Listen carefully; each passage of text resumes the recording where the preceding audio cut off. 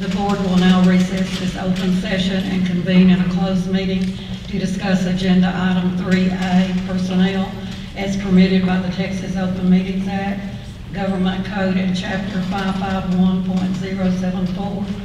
No voting will take place in the closed meeting.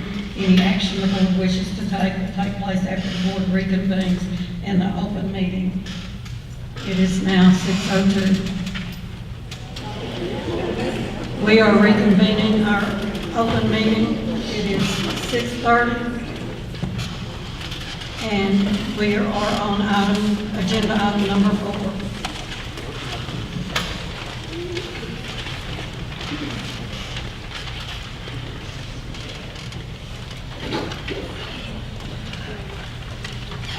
It'll be my recommendation to hire Jesse Blackstone at the elementary campus and Donald Klein at the middle school campus.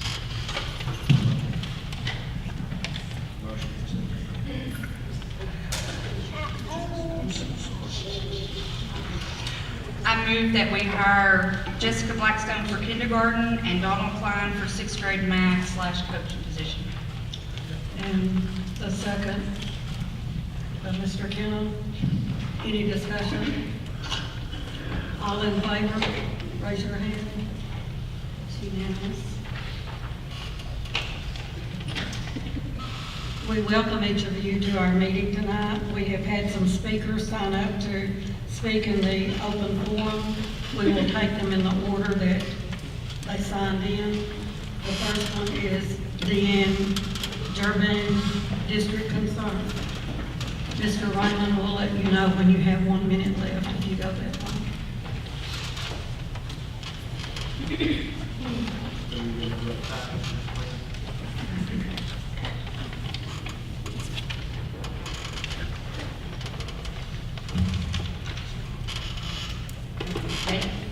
Okay, I know that you guys probably know my face by now. I'm Deanne Durbin. I am a first grade teacher in the district, and I also have 2 kiddos that go to school here. One that's starting 5th grade, and one that's a senior, be a senior this year. And I wanted to speak tonight. I didn't really prepare something, but because I just am going to kind of speak from my heart about things that are going on and things that are being said in the community. And I think that there are some communications going on definitely up here, but also in the auditorium when the meetings are going on. I am one of those that does speak up on Facebook. And I know that has been a concern for different people, but when I do that, I make sure that I am just stating what I've seen. I've been at every meeting since August, with the exception of 2. And I'm only speaking about things that can be looked at in the minutes, and trying to do my best to help educate the community, because their kids are the reason why you guys are all sitting here. Way back, I printed this out for myself, effective board practices and inventory for school boards, off of the TASB website. You didn't need a password to sign in to receive this, but I'm just like, a lot of my concerns come from the fact that I've read this and I have seen several things that just are clearly not being followed. And I realize that this doesn't say that this is your, Bible per se of how you have to do things, but it says that it's effective board practices. One of the things that really strikes me in here is that it constantly refers to a board superintendent team. And that's not something that we've seen in a very, very long time. We don't even see a board team. Mr. Sutherland himself called you guys a fractured board. So our concerns in the community, that outcries that some of you are voicing concerns about, aren't coming from the fact that all of us like Mr. Bryce. Why I do appreciate everything that he does, the outcry that you're hearing comes from the fact that there are proper procedures to follow that are not being done correctly. And I'm not just pulling that out of my head. I mean, I'm researching it. I'm not wanting to try to point fingers or place blame on something that I don't know about. I certainly haven't been trained in it, but I've done a lot of research on it, and because of the fact that certain decisions that are being made are affecting our kids, they're gonna affect our students negatively. They already are. We don't have as many applicants to jobs. I spoke with someone at church yesterday, and I was like, don't y'all live in Sabine? Yes, they built their home in Sabine to specifically put their kid in the school, and they've enrolled her in Trinity. They don't want her to come here. And that saddens me greatly, because I specifically wanted my kids to go here. I wanted to teach here. This was the place to be. And I still feel very blessed to be here. So I just wanted to ask that, I know that you guys are reviewing these effective board practices, or that you talk about it or whatever, but when people come into the meetings with a decision already made, it is very concerning to people in the audience who are expecting you guys to have a discussion and collaborate with each other and share your ideas and your reasonings, and we don't see any of that. I do see some board members pleading for transparency and pleading for a chance to discuss something further before being made to vote on something. And it's like nothing is heard. There's not any time that, that may happen in closed session, but when the community's asking for transparency and specific board members are asking for transparency, and the community sees none of that, but just sees motions being made to vote on things that were not discussed, is extremely concerning. And I feel like our district is starting to suffer, and it makes me very sad as a parent, because I've had some wonderful teachers for my kids. I invest a whole lot of my life into this district. I love my students with my whole heart. I call them my kids. And those of you that have been teachers know what I'm talking about. So I just am asking for you guys to think about when someone is just asking for reasoning. If you don't have a way to, if you don't want to share a reason, that's a concern. That's why you're hearing the outcries from us. I just wanted to clarify. Thank you.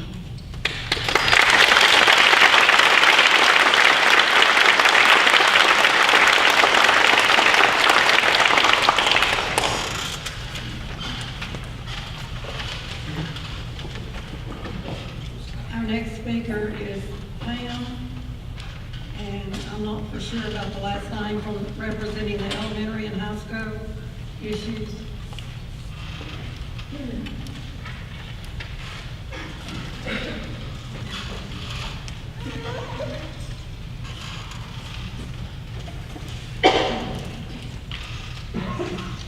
I'm Pam Sondrel,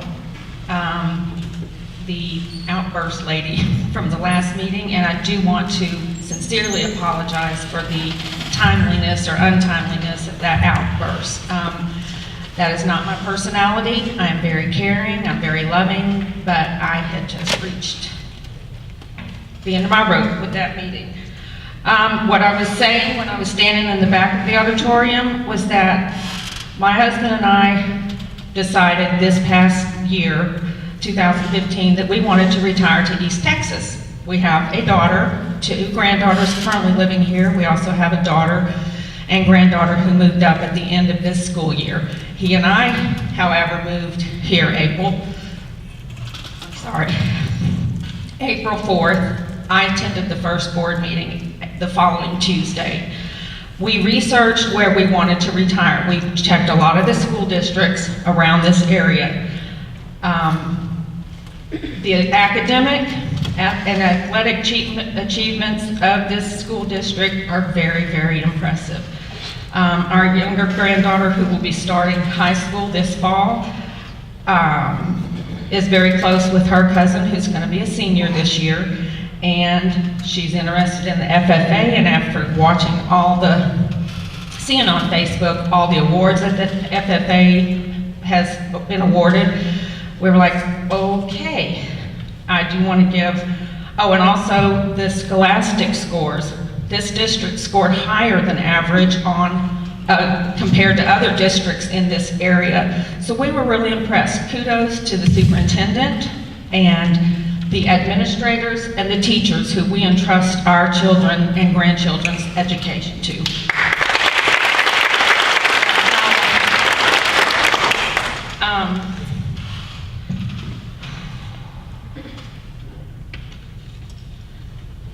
For the above reasons, when we found the home that we purchased in Sabine Independent School District, we truly felt blessed that God knew what we were looking for, and that house went on the market for a reason. For the record, for everyone here, I do not know any of these board members. I know maybe a handful or two of the teachers through my daughter, and that is it. So everything that I'm going to say from this point on is my opinion only. I have attended all the meetings since April 1st, except for one. I'm still trying to figure out what you, Martha Wright, Patty Pickle, Rusty Taylor, and John Kenna are doing that's in the best interest of our children and grandchildren. I have not heard anything about our students or what our students might need or what could be provided to help our teachers educate them better. Instead, we sit up here and listen to a bunch of bickering, a bunch of arguing. Isn't the purpose of the school board to put our children's best interests at heart? That should be first and foremost. I know that Mr. Bryce's contract's not been extended. He's done a good job from what I've read and from what I've heard through the few community members that I know. And so isn't that going against what is best for our kids? Why change something if there's not a big problem? Now, I know that there is, I have to sign up to speak next time too. I am very sorry. And I will just say, as I was stating when I was escorted out last month, it's obvious to a new person that there are 4 of you against 3. I have seen you and heard you make decisions that the other board members had no idea were being contemplated. It's sad that you're so divided, and our children and grandchildren are going to suffer for this, or are suffering for this. I'm sure you don't realize how much support, my mouth is very dry, how much support I have received through social media and when I've been out in public. 1 second. In closing, we ultimately all answer to the man upstairs. I go to bed at night and know that I have done my best in serving him for the day, and I pray that he is happy with what I've done. And again, I thank you for the opportunity.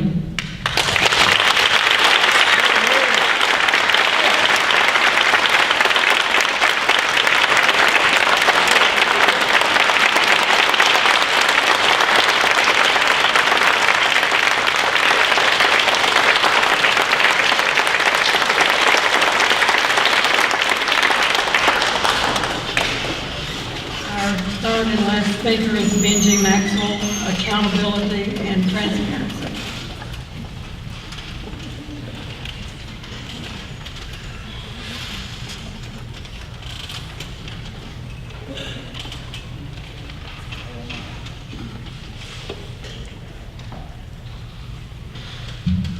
Thank you, Board.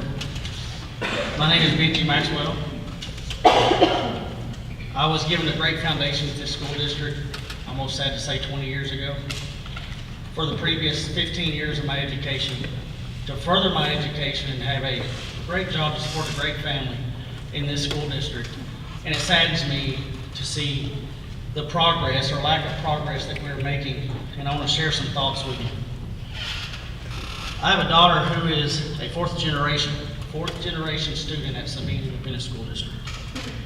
She's going into the 4th grade. I have 2 sons that will be starting kindergarten within the next couple of years. It is critical to my family's future that this board makes responsible and cautious decisions when it comes to the students, faculty, and administrators of this school district. I've been present at the board meeting since January of this year and have yet to see those type of decisions being made responsibly. The topics that I have seen make the list requiring much discussion are trivial at best. For example, the sale of a building that dominated many meetings that, as we speak right now, is serving this community for free. This discussion dominated more than one board meeting I know of. Hiring contractors on the spot without a quote or any backup documentation of the scope of work needed or the cost of work being requested. Much discussion last month over a $1,200 increase in reimbursable expenses over the last year. It's what they started the meeting with, what you started the meeting with, and lasted for about 30 minutes, 25 minutes probably into that meeting. Trivial stuff. These are just a few examples of the irresponsible path that I feel this board has taken this year. Instead of those discussions, why doesn't this board talk about what they can do to improve the future of the students at Sabine Independent School District? Instead of those discussions, why doesn't this board talk about what they can do to make the teachers' pay in Sabine ISD competitive with other districts in the area? Instead of those discussions, why doesn't the board talk about what they can do to ensure our school administrators, our faculty, know that we are behind them, that you are behind them 100%? Those discussions aren't being made. Instead, it's trivial at best. My wife and I own a small business and a residential property in this school district. Because of these 2 properties, we pay nearly $10,000 a year in school taxes. I sat by early this year and watched in disgust as the majority voted to blow my $10,000 in tax dollars on what appears to me to be no more than a personal agenda-driven witch hunt on our superintendent. I'm sorry I'm blunt, that's just the way I am right now. As if that wasn't bad enough, in a recent meeting, Rusty Taylor made a motion to add 4 more small business owners' tax dollars to that pot. An additional $40,000 for that agenda. You committed my tax dollars for the next 5 years. That sickens me. It's not going to students, it's going to the agenda. That type of irresponsibility shows a lack of community interest and a total lack of responsible leadership. It is interesting to me how quick the majority agreed on a $40,000 budget amendment to beef up that witch hunt.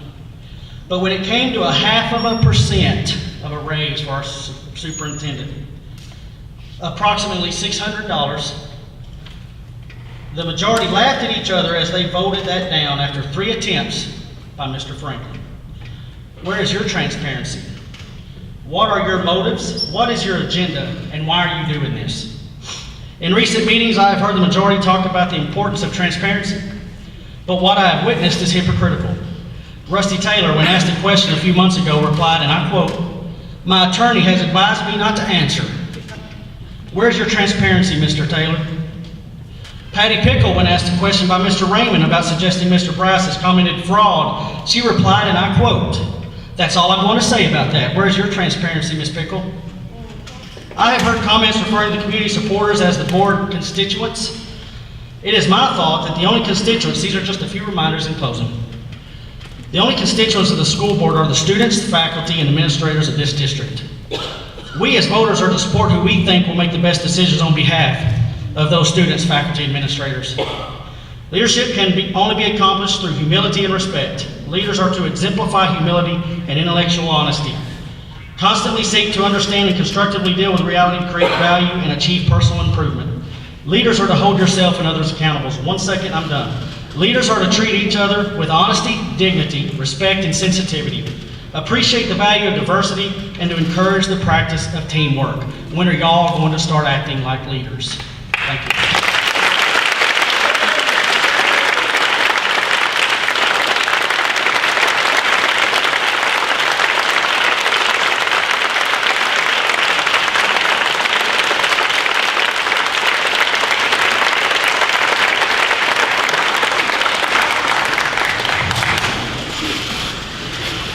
We have two information items. The first one is student athletic insurance. Okay, first of all, those that spoke, thank you very much for being willing to come to the board meetings to speak. Mr. Gandel, if you would discuss the student athletic insurance at this time. Thank you, Mr. Bryce. For 2016-17, our student athletic insurance will be through the brokerage store that we get through Gentry Financial Group.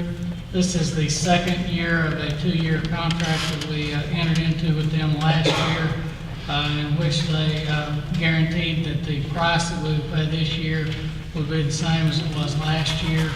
The benefits of coverage stay the same this year as they did last year. Next year, we'll go out for proposals on that insurance again. Just wanted to update the board, make sure you were aware of where we're getting that insurance. Our property casualty insurance will come before the board for approval in August.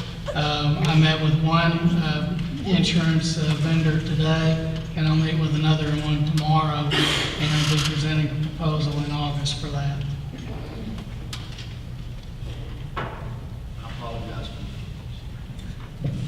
I apologize for not calling and asking about this sooner, but what adjustments are we making with the old elementary? Those policies, how does that work, I guess, with the gym? Well, that will be with the physical building, but he's meeting with the insurance companies on the next 2 days. But there will be adjustments on that, and they've already gone into that. We've What already taken Kevin was measures, referring and to we've is, already reduced the amount of property value for that. yeah, what he was talking about there was mostly student Oh, athletic yes, I insurance. guess meant for the Yeah. other pieces. Any other questions about the student insurance for Mr. Yandel? The second item is the accounts payable.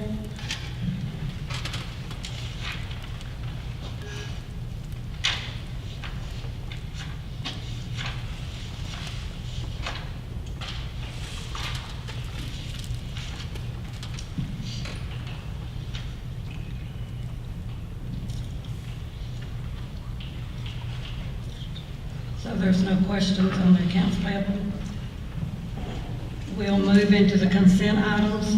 We have several sets of minutes and our tax collections and investment portfolio.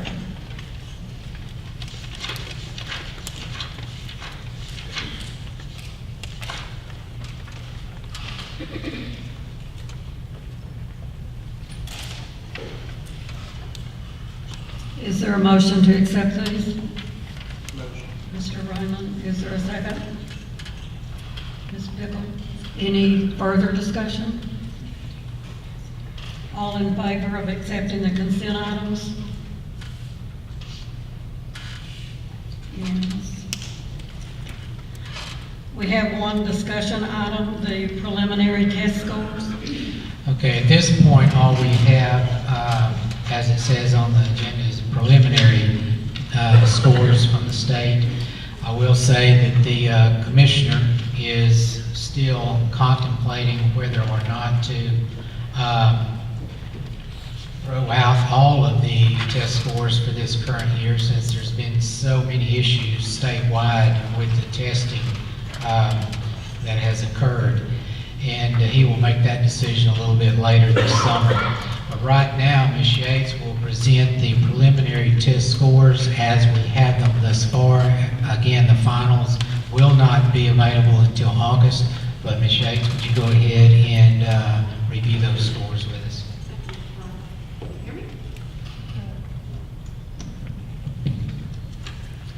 Can you hear me? Okay, yes, we have the preliminary scores for our STAR results, and let me emphasize they are preliminary. To date, the state reports have not been posted, and that is the reason for the blank column on the right side. Let me just kind of go over these. The chart reflects last year's district and state averages to compare. But note that these were the final numbers last year that are charted on the left for the district and the state.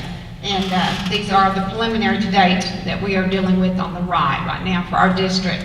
The March administration, or the first administration as we refer to it as, for the 5th and the 8th grade reading and math, our only state reports that are reflected on this chart. No other state reports have been posted at this time. So that is all we have to go by. So we have very little information, as well as having just preliminary scores, as well as having information that could be wrong. We're not real sure with the issues that the state has had with the ETS and our testing issues this year. So we'll just go from what we have. Third grade reading for star grades 3 through 8. Our third grade reading at this time is showing 77%. Third grade math is 77%. Fourth grade reading at 88%. Fourth grade math at 75%. That is a gain on that one. Fourth grade writing at 77%. Fifth grade reading at 87%. Fifth grade math at 88%, and we're showing a gain on that one as well at 3 points. Fifth grade science is a 68%. Sixth grade reading, 79%.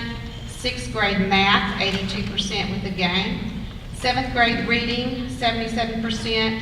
Seventh grade math, 70%, I'm sorry. Seventh grade writing, 77%. Eighth grade reading at 93%. Eighth grade math at 85%. Eighth grade algebra 1, 100%. Eighth grade science, 81% with the gain, as well as, let me back up, eighth grade math and eighth grade reading had gains.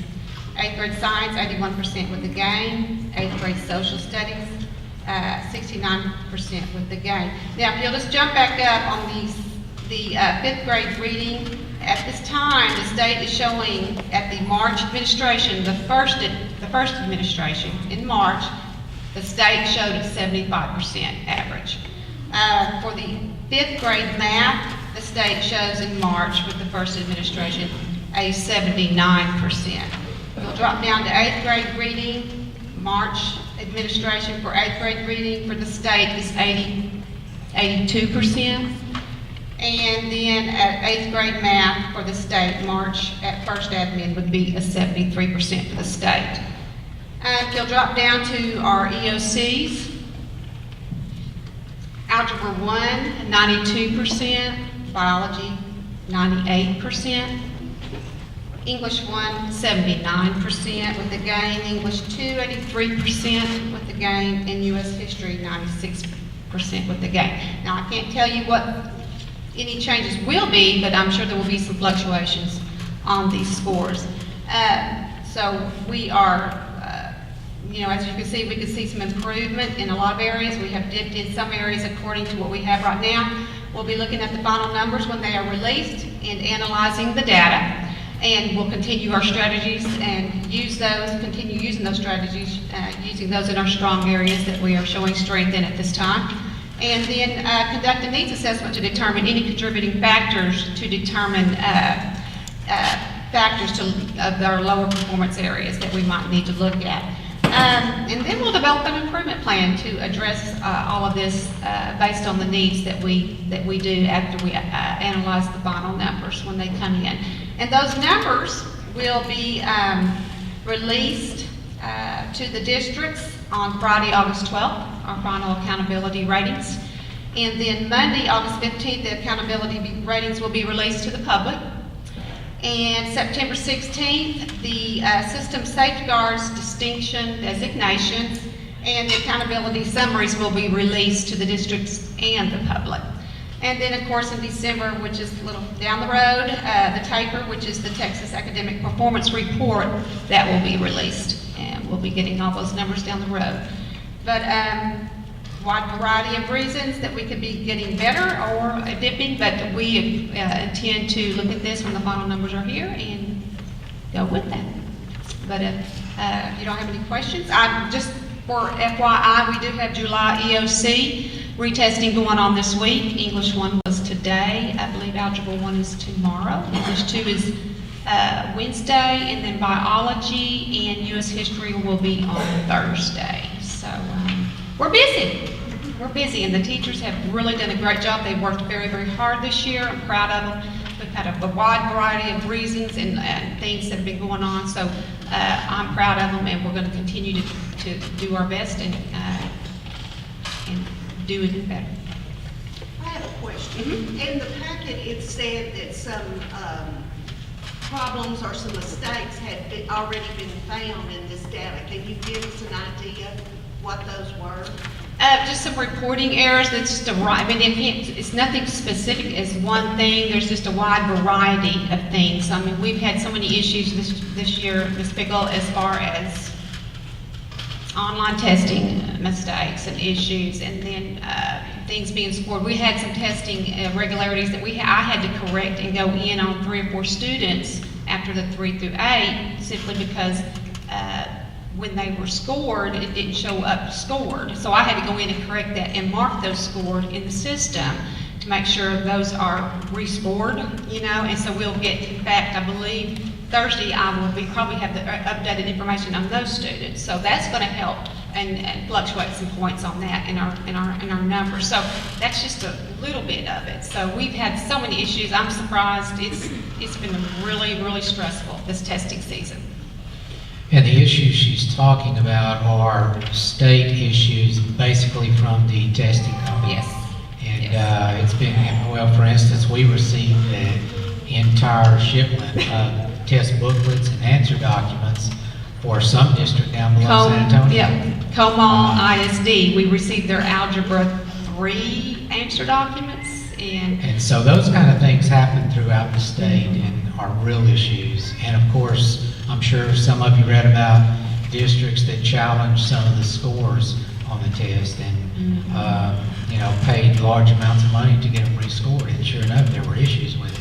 Yeah. So they're still investigating that, and hopefully, like I said, the commissioner is still looking at that, and we'll decide later on this summer on what to do with the scores and the accountability for each campus and district.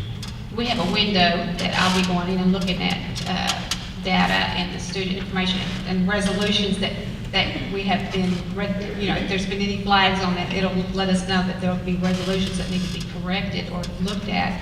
And we have a window till July 20th. So we have some time with ETS and TEA to correct anything else that we may find. So, but yes, we've had just things like the Comal ISD, and then 2 days later they called us and let us know that they had our Algebra 3 pre-codes, which we don't administer Algebra 3. So anyway, it's been stressful, yes. Thank you, Ms. Yates. Are there any other comments or questions for her or Mr. Price? Thank you. We have 3 action items. The first one is waiver of penalty and interest for late payment. Okay, we received a letter from the tax assessor collector of Gregg County, and what the letter was stating was that they requested that we waive a penalty. We had a taxpayer in the community that was late on paying taxes. The amount of late penalty and interest came to $403.58, but the letter from the tax assessor collector stated that the appraisal district acknowledges an error was made in not transferring ownership of the property on the appraisal roll. Pursuant to the tax code, we recommend the penalty and interest be waived. In other words, the tax assessor collector for the county is admitting it was their fault, and so they recommend that we waive the penalty for the taxpayer in our district, which this has happened before at various times, so this is not something that's really out of the ordinary, but at least we're glad to hear from the county that the reason for it and them saying that it was their omission, their fault, and not the taxpayer. So the request is to waive the interest, the principal, or the late payment and the interest. Is there a motion to that effect? Question, was it just on a piece of property they originally purchased, or just Recently sold, recently sold? they had sold, and at the county, they did not transfer the ownership. So that person was charged taxes, and it was, you know, the length of time that it was not his property.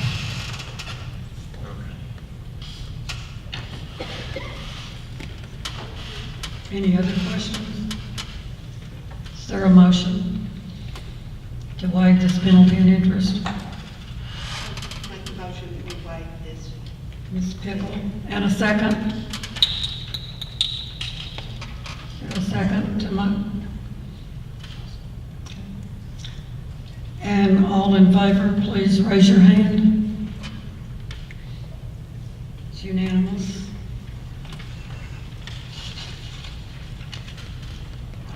Our next item is a trustee election order for November 8th, 2016. Okay, since we are having a board election this November, November 8th to be exact, we are required to have the board approve the trustee election order. In other words, say that we are having an election. So we worked with Gregg County on this. They're the ones that administrates the election. And so the purpose of this is to say that we will need an election, and we will have, we will elect one trustee each for place 1, place 2, place 6, and place 7. So it would be my recommendation to approve the trustee election order. Any discussion? When is the deadline to file for those places? The deadline is going to be August 23rd, I believe. I believe that's correct. Or 22nd, July 23rd is the first date you can sign up, and then August 22nd is the deadline.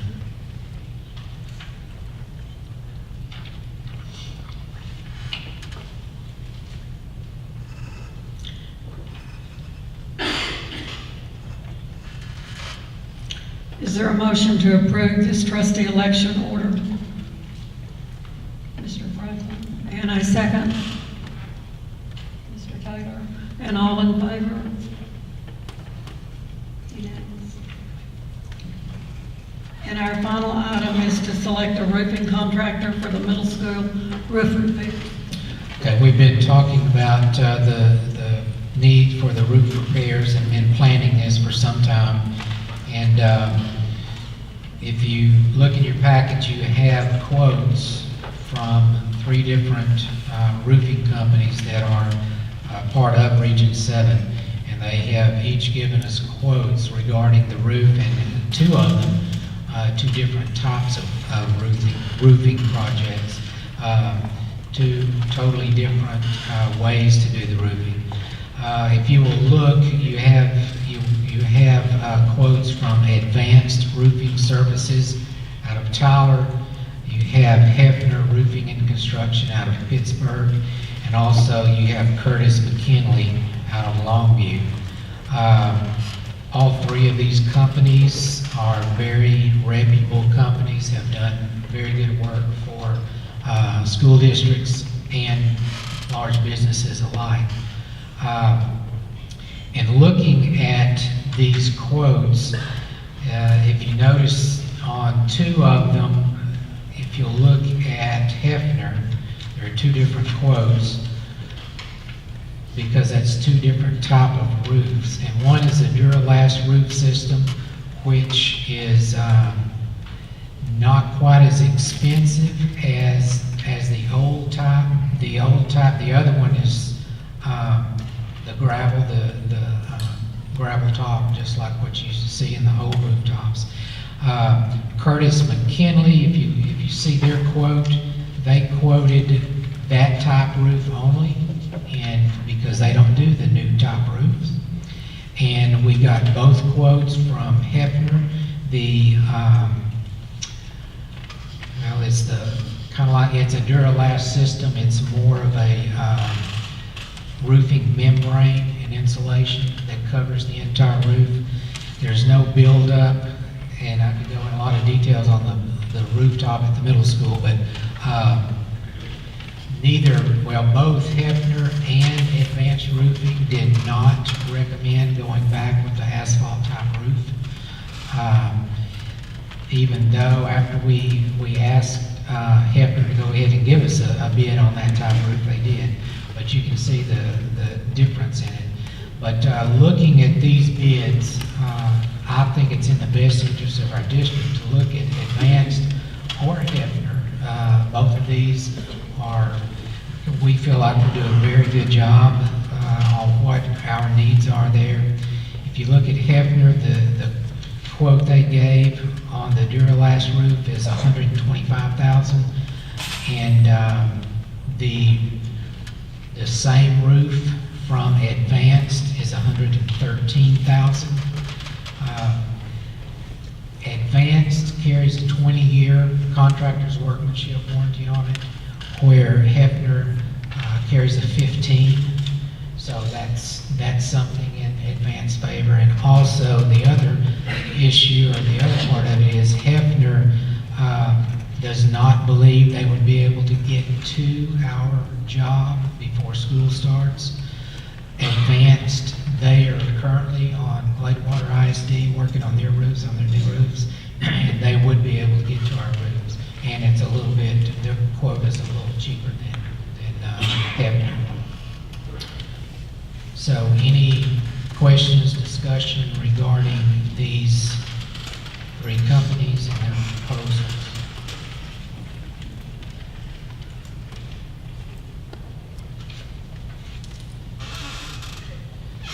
If not, I would go ahead and recommend that the board approve Advanced Roofing Services to do the roof repair at the middle school. Is there a motion? Is there a second? And all in favor of approving Advanced Roofing Services, please raise your hand. It's unanimous.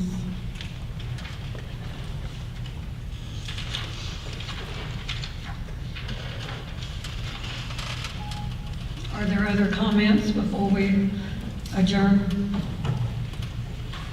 Is there a motion to adjourn?